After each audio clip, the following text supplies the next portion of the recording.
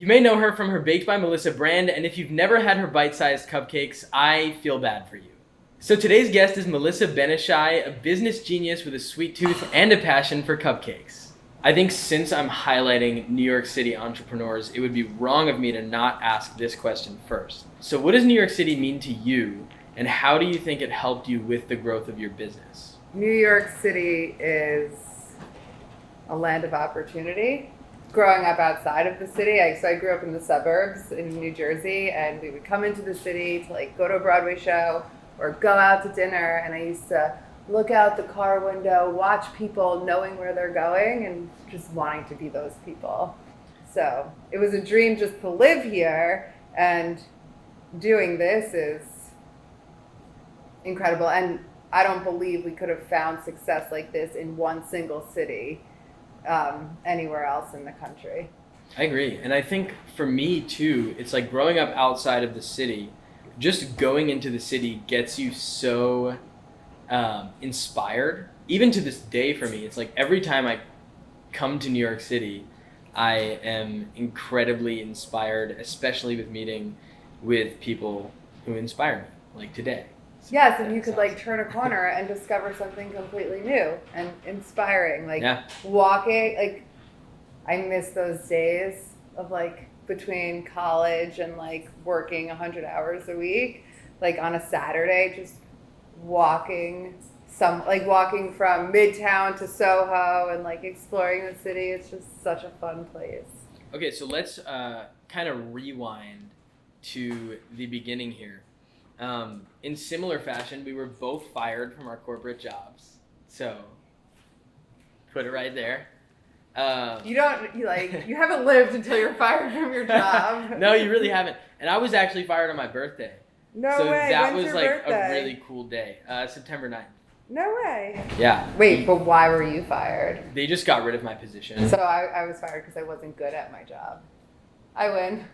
Yeah, I guess you win. But I mean, you've more than made up for it. So we were both fired from our jobs. You're in your early 20s, basically with $1 and a dream. The whole time building the business, did you have full faith in yourself, or were you kind of shaking in your boots a little bit? I definitely did not have full faith in myself, but I'm incredibly lucky to have a brother and best friend who did. And we founded Baked by Melissa together. He believed in me when I did not believe in myself. And actually, the day I was fired, I went to his office crying. And he said, go home, bake your cupcakes. We'll start a business together, which wasn't crazy. We always wanted to start a business together. And I had been baking my tie-dye cupcakes for everyone and anyone for 2 years leading up to that point. I was known for my tie-dye cupcakes. Right. But they weren't always mini though, were they? The cupcakes were not always mini. At the time, they were muffin size because I love cake. Right. Nothing better than taking a huge bite of a freshly baked cupcake or Absolutely. Popping 4 of these, And I mean, look at you now. Look at me now. I think most importantly, you're probably much happier than you were. Oof, I'm so happy. This is happiness. This is my working hard to accomplish your goals.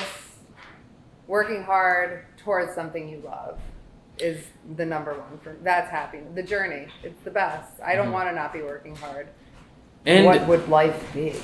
And the whole time, were you more focused on happiness over anything, or is that a more recent thing? I think that I don't fit the mold of entrepreneur, because I am happy, and Right. To me, that's success, is happiness.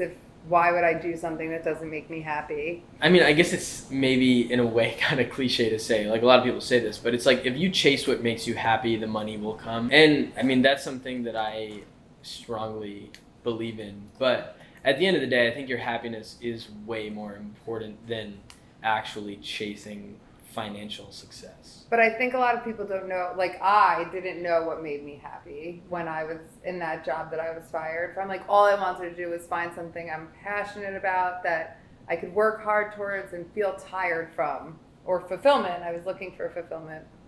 100%. Even though I had been baking my tie-dye cupcakes at the time for everyone, I didn't put it together that I could do that. So having my brother and his vision early on, I mean, we wouldn't be here without that. Yeah, and I mean that's an amazing relationship to have. Yes, and I think if you don't have that relationship, there are other relationships, or like finding people who have skills that you don't have. That's ultimately how we founded Baked by Melissa too. I actually am one of 5 co-founders. We each brought a different skill set to the table, and that was the magic of Baked by Melissa. I would love to hear more about your thoughts on that. Like, I am someone who believes that anything that you're not really strong at, you should outsource to someone who is. I believe that too. I do think people have a more difficult time recognizing their weaknesses than their strengths. And I think I've been told by partners of mine that my superpower is my open-mindedness and my like openness to like explore different, like to be challenged. I love when people challenge me. Right. Because I don't know what I don't know. Can we take a moment to appreciate, okay, come on over here. Come on over around here. So much, first of all, developing each flavor, like the thought is every single component of every single flavor is there for a reason. So this flavor is stuffed and topped with marshmallow fluff because you need to get the marshmallow taste as much as you get the chocolate and the graham cracker taste. So come. And when I'm in the bakery, I spot check and I pick out random cupcakes and do this just to check. Baked by Melissa is obviously known for having constantly changing seasonal flavors. Yeah, that's right. So where do you find most of your inspiration from those? Does it come from pastry chefs that you look up to? Does it come from other bakeries? Do you just think of things in your head? Just, I guess, give us a look into what that process looks like. I always say that I find inspiration from everywhere, which I guess is true. It is what I think about when I'm going to sleep at night, and now more so with like this focus on creating content and recipes for TikTok. That's what I'm thinking about, like the s'mores pie and how I'm going to make it work and how I'm going to get the perfect combination of flavors. I'm very passionate about s'mores in particular, but I just think about what I love.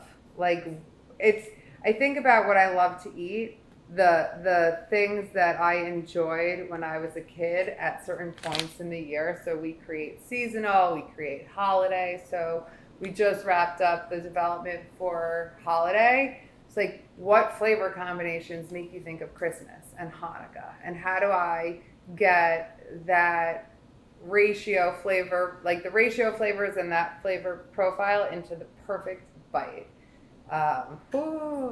They're so good. And then you have like the experience component. So now I know like what flavors work, and then creating different, better variations of those flavors that worked and people loved.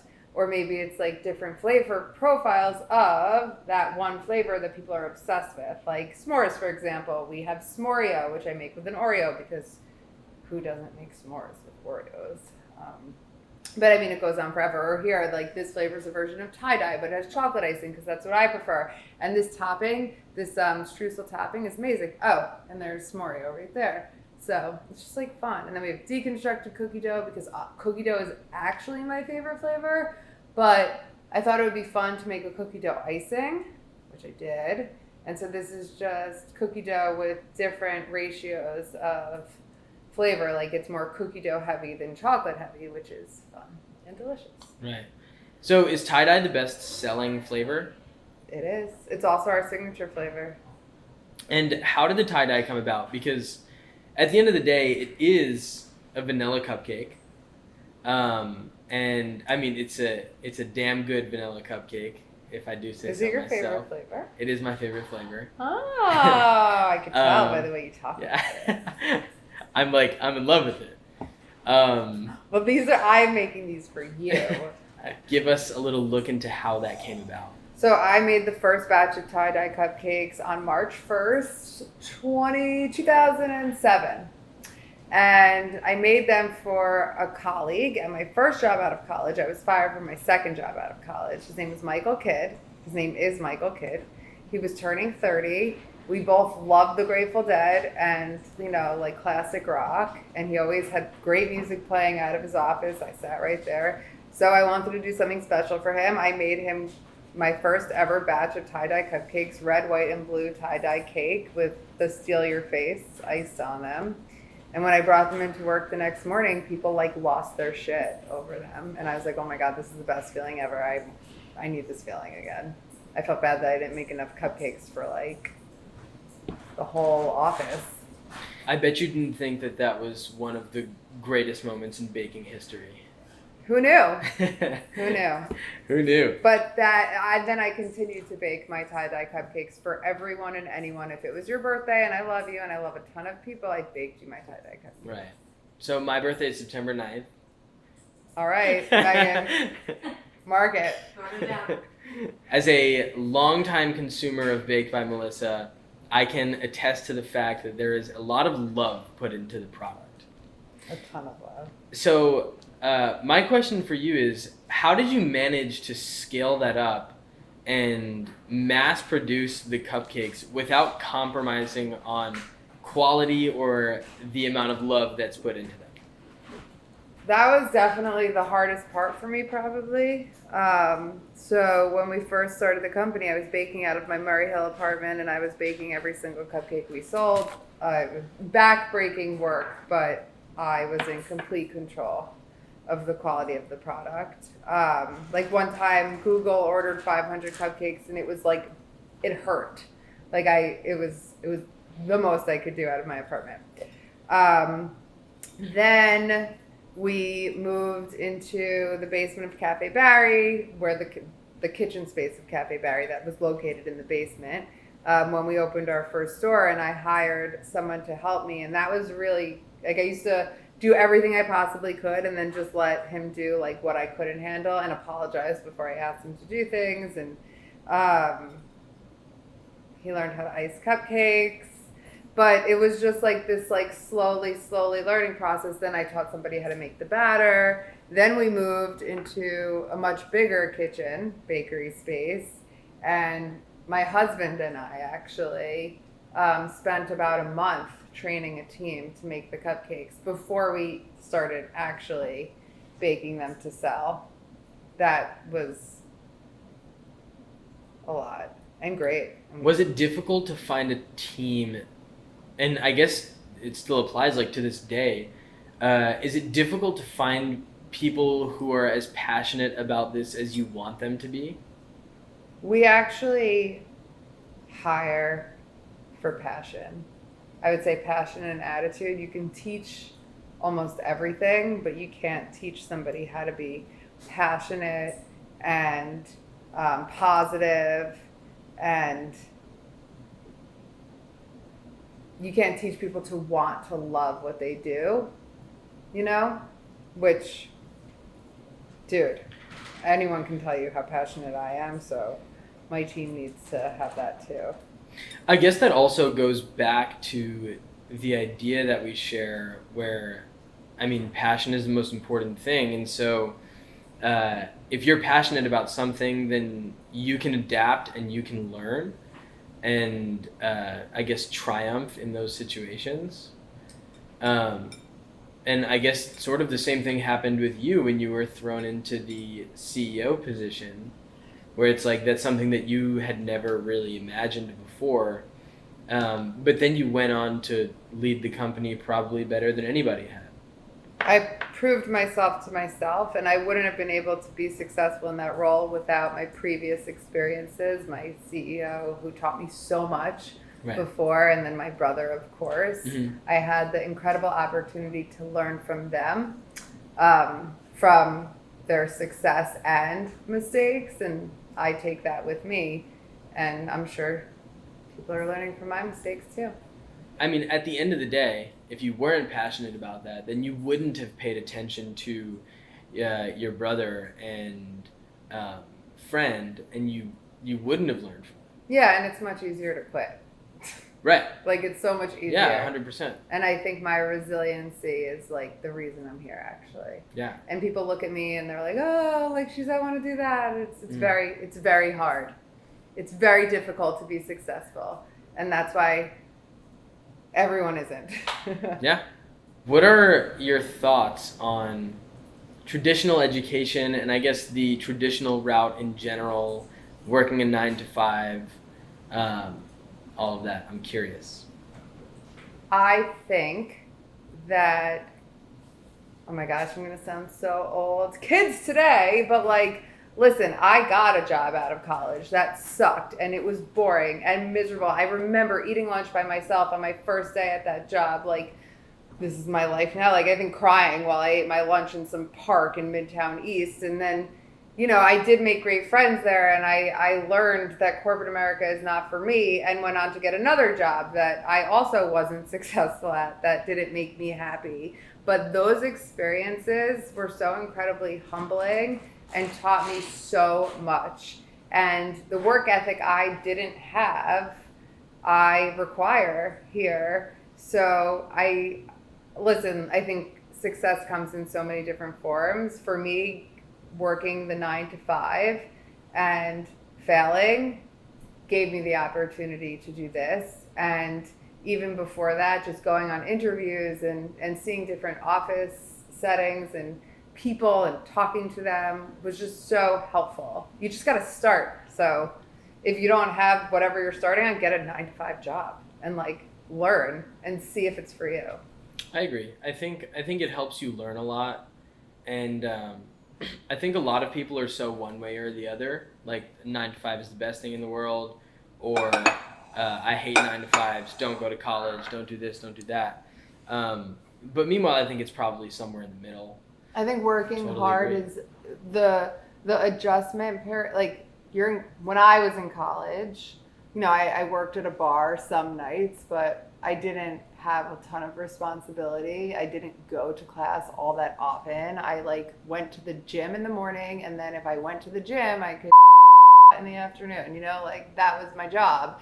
And then you graduate from college and you're expected, you know, you're comparing yourself to all of these people who have been in the workforce for so long. You want to live on your own, which requires money, and you're seeing all these influencers or people who have the support of like wealthy parents, which is hard. And it just sucks, quite honestly. Like for me, at least, I felt like the couple of years between college and like figuring it out were the hardest, but that's also what makes figuring it out sweet, because you know what it's like to not have it figured out. Well said. I love that. Yeah, like, I mean, and we live, like, when I graduated from college, I didn't even have Instagram. Instagram came out when I was in this office, or I started really using Instagram in like 2010, I guess, or 2011. And like, it's so much harder today because like you're seeing things that people want you to see. And they're glamorizing like the corner of their bedroom. So Baked by Melissa is known for really strong branding. Your stores are really well designed. Your packaging is very well thought out. It's honestly one of my favorite aspects of the brand. Thank you. So I'm curious what your thoughts are on how much that affects the brand and your sales. I've learned that people eat with their eyes as much as they eat with their tastes. We offer a variety of flavors that are made entirely by hand, and I'm constantly introducing new flavors, and there's a reason for that, because at the end of the day, they're bite-sized cupcakes, but once you experience them, you know that there's so much more than that. We're delivering you the perfect bite of dessert, whether it's a cupcake flavor, or in some cases we have donut, or s'mores, or cookie dough, or mint cookie for the few people that like mint cookie, but they love it when they do. Peanut butter and jelly, which is actually like dessert version of peanut butter and jelly. So I guess what I'm saying is the packaging plays right into the constant new, and we give you a reason to send them to your best friend for their birthday, but then also send them as a holiday gift.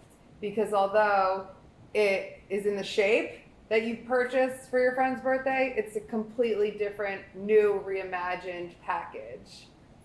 And Right. our goal is to, you know, get you to come back and use Baked by Melissa for every gift you need to send, because there's nothing better, and you know it's going to make the recipient happy, and you trust us. And we focus so much on your experience as a customer, and when COVID started, I sat at that conference room table, like literally, like with my marketing team, I was like, I don't care that we have a month of newsletters planned. I don't care that the ads are made. Nobody is buying cupcakes. They're freaking out and buying toilet paper. Like, how do we show our customers who we love, who allow us to do what we love, that we are there with them and we're freaking out too? And so we like changed all of our messaging. It was like, if you can't celebrate in person, send cupcakes. Stock up on cupcakes. Like, we literally took a picture of that freezer. We just opened it up because it's filled with cupcakes. And it worked. And we really like tailored all of our messaging to our customers. And I think on a very micro level, like that's what we do all the time. I'm constantly thinking about how our customer is going to experience Baked by Melissa, whether it's from receiving the pink shipping package or going to bakedbymelissa.com to order cupcakes. Like, are we giving them the information they need? Are we connecting with them? And I think that, you know, the thoughtfulness is like what you're touching on. Yeah, I mean, I think that that's really what does it for me, is like it feels like the cupcakes were made for me. They are made for you. Right. They absolutely are made for our customers. Right. And you're actually informing us as to what you want. Whether you're asking for it when you walk into a store, you're sending an email through our site, or you're just buying a certain SKU on our website. Like, we are like looking at that information to inform the decisions we make moving forward. And with the online orders, I think that is like a super special thing, because it's always exciting getting a package in the mail, right? Like, you always get excited to open it.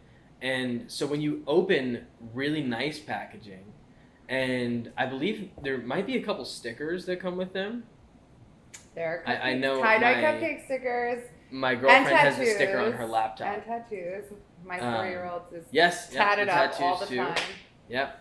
And I think that something as small as that, like that might cost you so little money, but at the end of the day, it goes such a long way.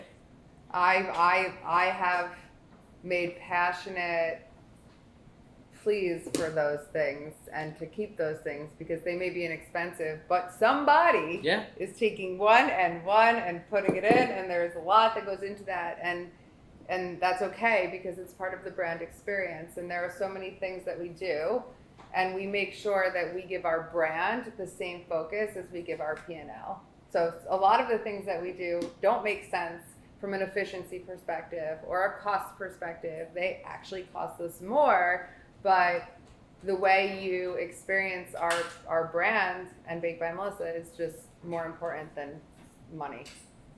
Yeah. And I think that mentality,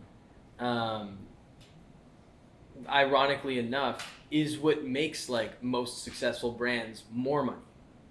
Is like being more focused on the customer experience and having like a happy client, as opposed to, well, how can we make more money? Like, this is something that you're passionate about. You want to deliver a good experience. You're doing that actively. And for that reason, more people come back and more money comes in and everything works out better. Yes. And for so long, I was used to having that balance with like a co-leader, like in that CEO role. I was acting president and I worked with the CEO.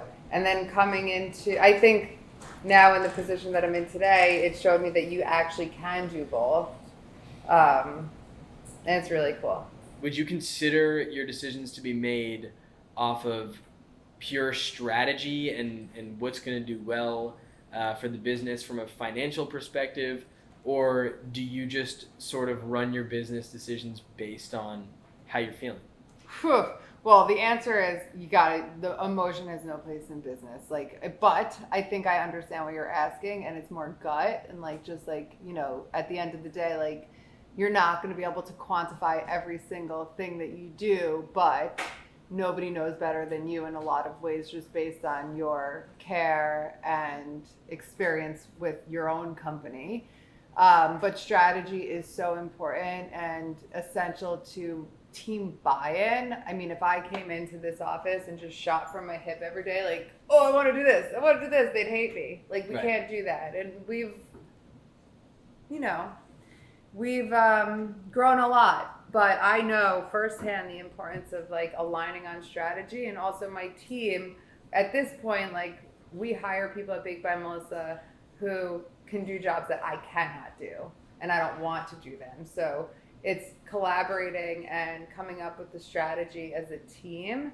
And then here and there are some things where like you just feel it in your gut and you know, and you learn your confidence to make those decisions. And like for me, when I became a parent, I learned that I've been having maternal instincts for Baked by Melissa since we started the company. But I didn't know that that's what those feelings were. Right. So that gave me the added confidence. Or with COVID, this wave came over me. It's like, we have to close our stores. And I called up my investor and I said, we have to close our stores.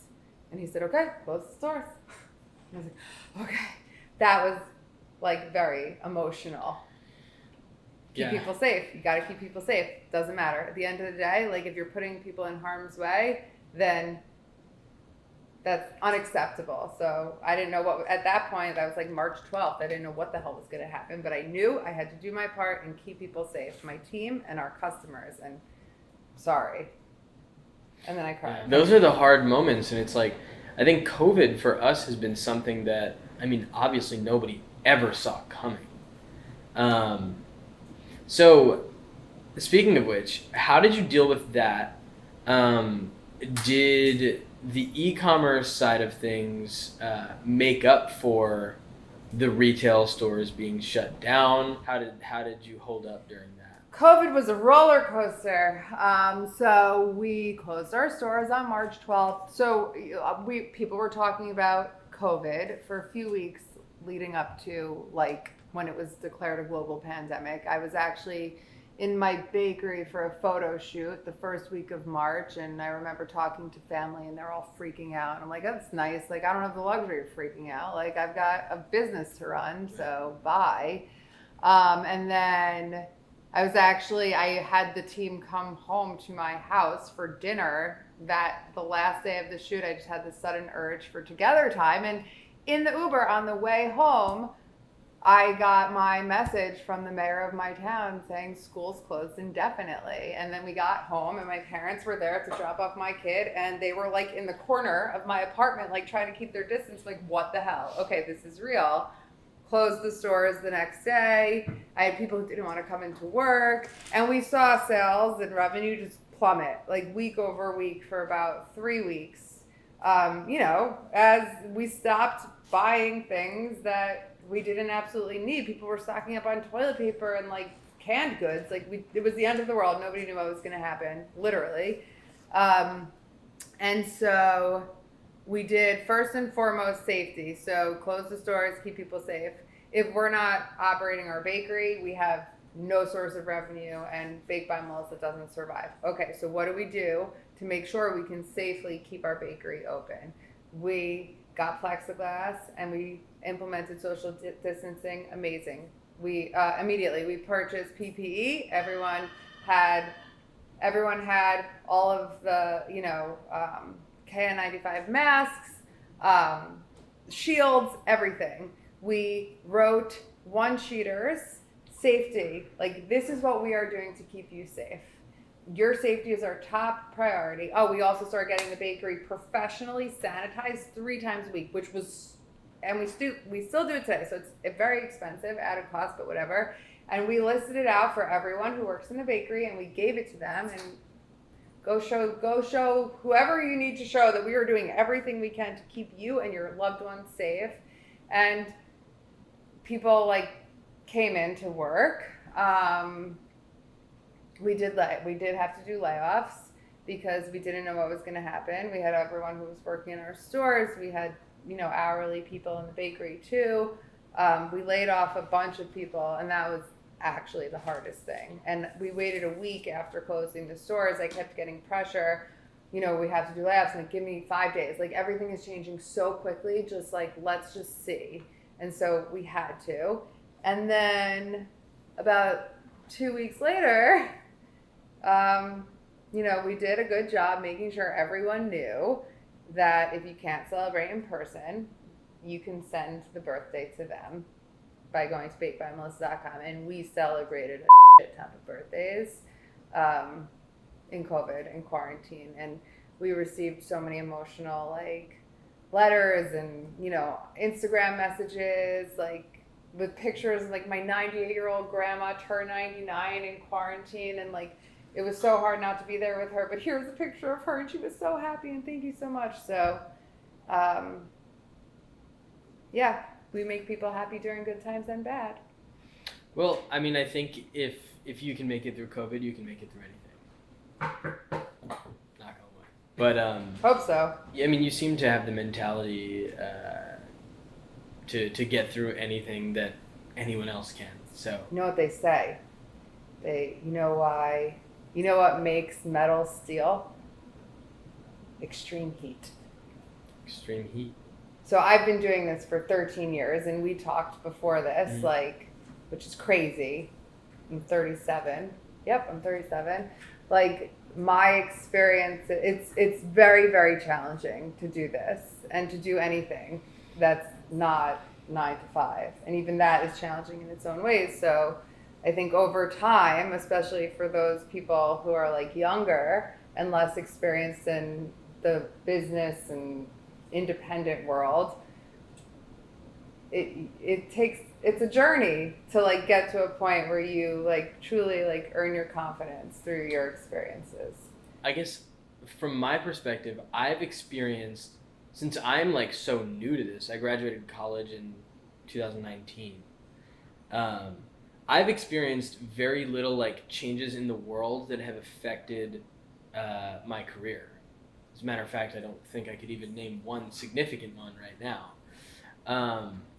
So Baked by Melissa has been around for quite some time. Hurricane Sandy. Right. Thought that was going to ruin the company. Oh my God. We went and we looked at every single store. Half the stores had no power. They were all closed. No, most of them had no power. We had people on our team walk across bridges to come to work. We set up shop in my apartment and my brother's apartment, and we ran the company. And like, people came, like they walked miles to get to work, and that was a big one too. Oh my God, there are so many. Every day is a challenge. Right. And I think maybe like one of the bigger things, so like at the inception of Baked by Melissa, I don't think social media was necessarily Facebook. It was Facebook. Right. But even Facebook, I think at that time things seemed different where social media wasn't a necessary growth tool for your business. That's right. But at this point it is. That's right. So I guess just like take us through that, and like when did you realize that you needed to get on social media? Where do you think social media for businesses is going as time moves on? So I was standing right here when I realized the opportunity we had for Instagram specifically, and it was because like somebody that I really admired, I started following, and they sent me a message, and they were like, "Oh my!" Like, you could tell that they felt the same way about me, and I was like, "Oh my God!" Like, so I think identifying opportunities is very important, and we knew pretty like right away, and like even still, I think we have added opportunity to utilize social media. We have an incredible brand. We have a delicious and beautiful product. We just started like focusing on TikTok like literally a few weeks ago, and we're looking to our followers to tell us what they love, and so we can give them more of that. And I think it's just like, obviously we do paid marketing on social media, like Facebook ads. Yeah, and separate from that though, it's fun. Like, it's just like a fun outlet to explore and learn. And in my opinion, nobody really has it figured out. It's constantly changing. And it's just a great tool to show people who you are and stand for something. Yeah, I agree. And it is definitely one of those things that's constantly changing, like you said.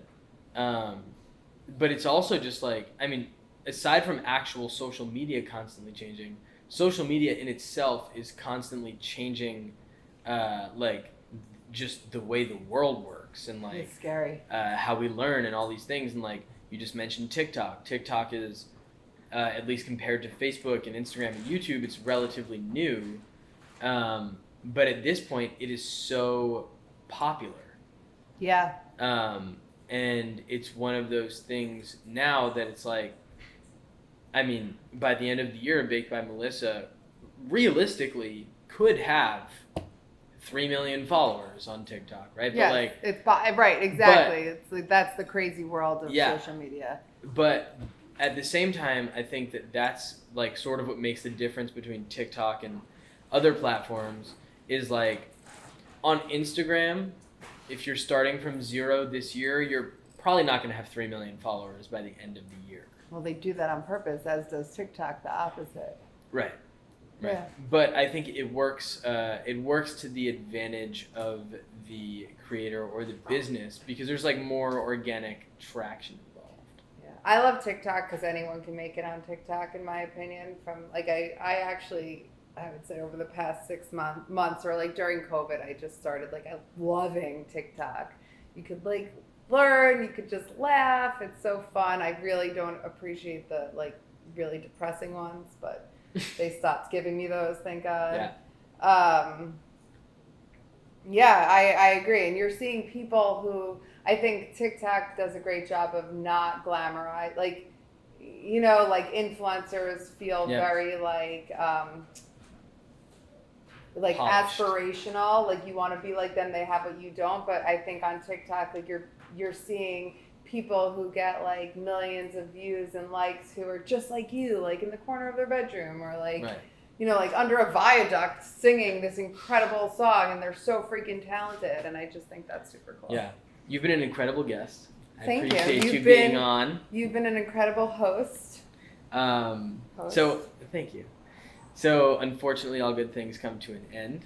But before we wrap up here, I'd like to end with one last question, followed by a little anecdote about my relationship with Baked by Melissa. Oh! So, first we'll start with the question, and then we'll get to the fun stuff.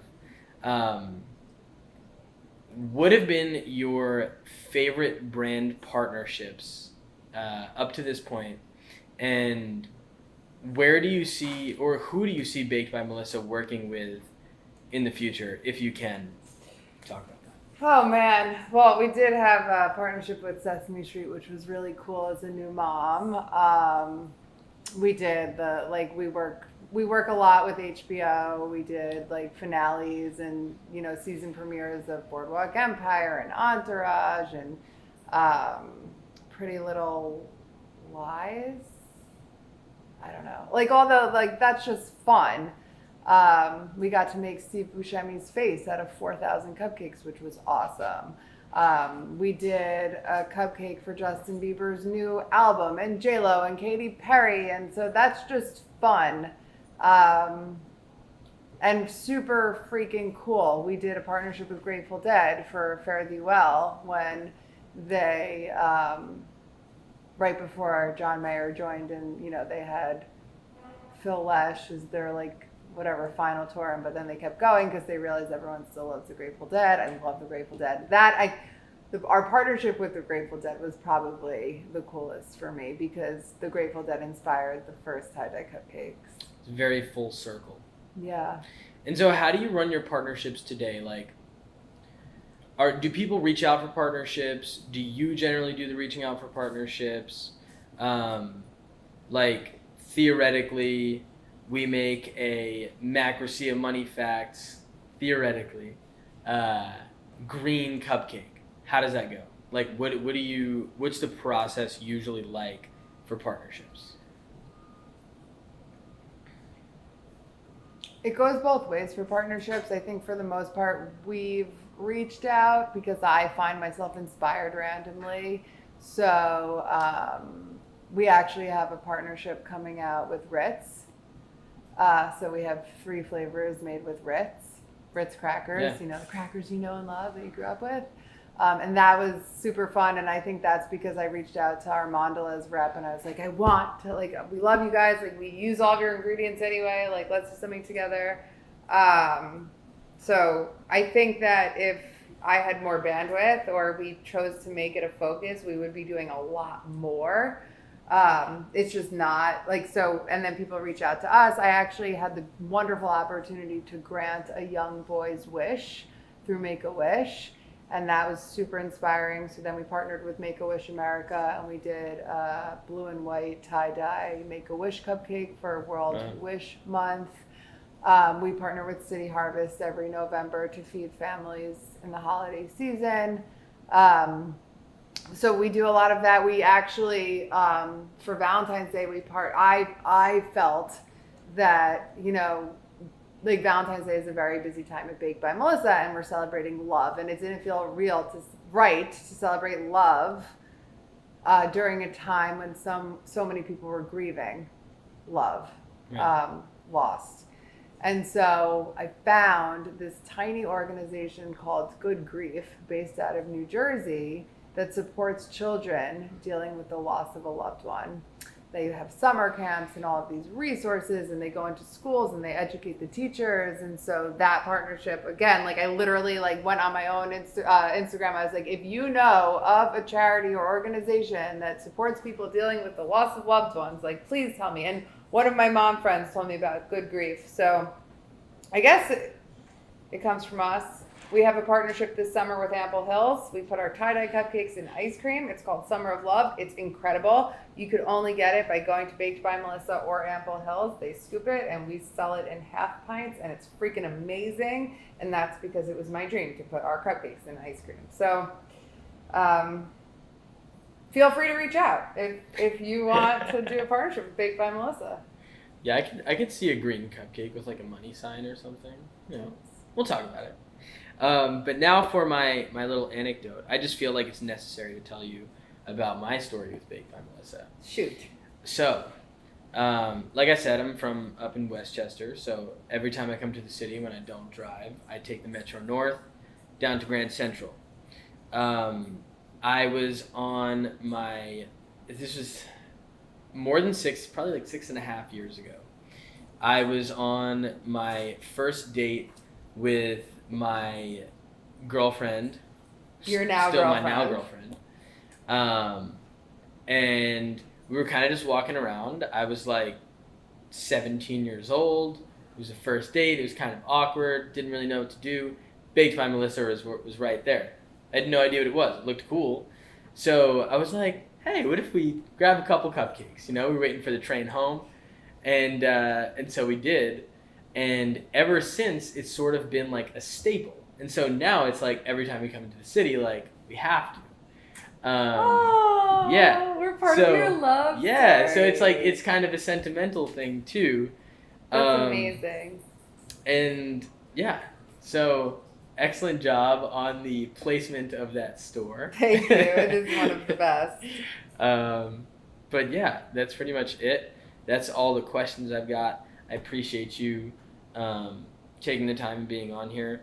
Is there anything specifically that you want to either talk about, something new that you want to plug other than the ice cream, let the people know where they can find you, etc.? Follow Baked by Melissa on TikTok for the most delicious and crazy dessert recipes. Go to bakedbymelissa.com and get the perfect gift for the people you love and miss.